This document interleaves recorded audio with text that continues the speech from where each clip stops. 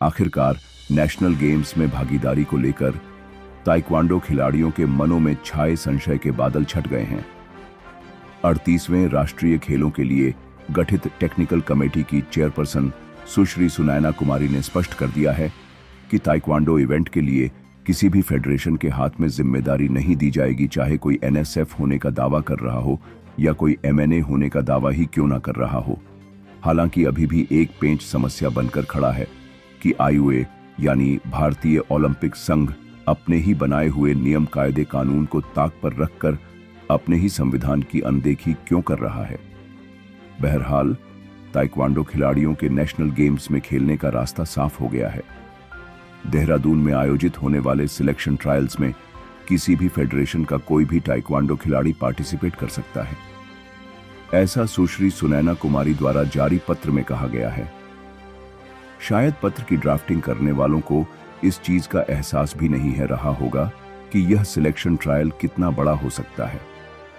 हालांकि in selection trials में participate करने के लिए ना तो खिलाड़ियों के लिए क्राइटेरिया ही अभी क्लियर है और ना ही सिलेक्शन कमेटी में किन लोगों को किस आधार पर शामिल किया जाएगा यह भी स्पष्ट नहीं है। हालांकि एक तरफ तो इन 38वें राष्ट्रीय खेलों में ताइक्वांडो खिलाड़ी सीधे तौर पर देहरादून में होने वाले ट्रायल्स में भाग ले सकेंगे, परंतु वहीं दूसरी तरफ राष्ट्रीय खेलों के नाम पर मनमानी करने वाले कुछ राज्य संघ भी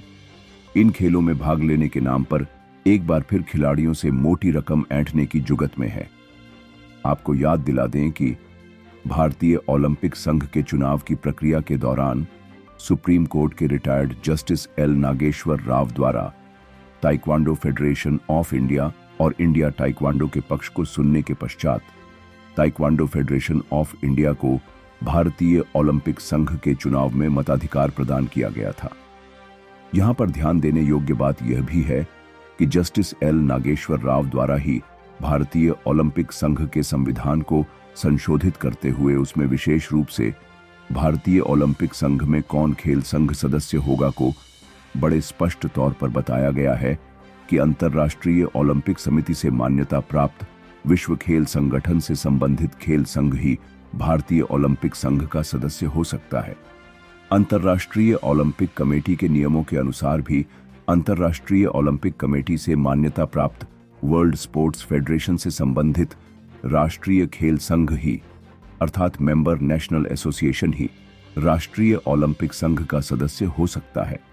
जिसके चलते वार्ड ताइक्वांडो द्वारा भारतीय ओलंपिक संघ के चुनाव में ताइक्वांडो फेडरेशन ऑफ इंडिया के वोटिंग राइट को लेकर जस्टिस नागेश्वर राव को पत्र लिख अंतर्राष्ट्रीय ओलंपिक कमेटी के नियमों का हवाला देकर अपना विरोध दर्ज कराते हुए स्पष्ट किया गया था कि taekwondo federation of India world taekwondo का सदस्य नहीं है,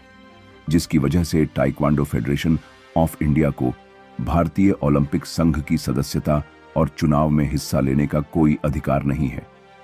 उसके बाद retired justice L Nageswara Rao को अपना निर्णय बदलते हुए ताइक्वांडो फेडरेशन ऑफ इंडिया के मताधिकार को समाप्त करना पड़ा था। उस समय भी इंडिया ताइक्वांडो ने वर्ल्ड ताइक्वांडो से मान्यता प्राप्त होते हुए भी भारतीय ओलंपिक संघ के चुनाव में अपने मताधिकार के लिए कोई विशेष कोशिश की हो, ऐसा दिखाई नहीं दिया था। और आज इस पत्र के सार्वजनिक हो जाने के बाद भी इंडिया ताइक्वांडो अंतर्राष्ट्रीय ओलंपिक कमेटी और भारतीय ओलंपिक संघ के संविधान के अनुसार अपने अधिकार या अपने से जुड़े खिलाड़ियों के अधिकारों की सुरक्षा के लिए कोई विशेष प्रयास कर रही हो, ऐसा दिखाई नहीं देता है। खैर, भारतीय ताइक्वांडो हमेशा ही भारतीय ओलंपिक संघ की राजनीति का शिकार होती आई है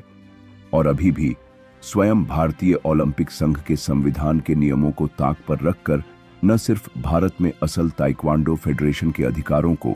अपितु अंतर्राष्ट्रीय ओलंपिक कमेटी के नियमों को भी भारतीय ओलंपिक संघ की राजनीति की भेंट चढ़ाया जा रहा है।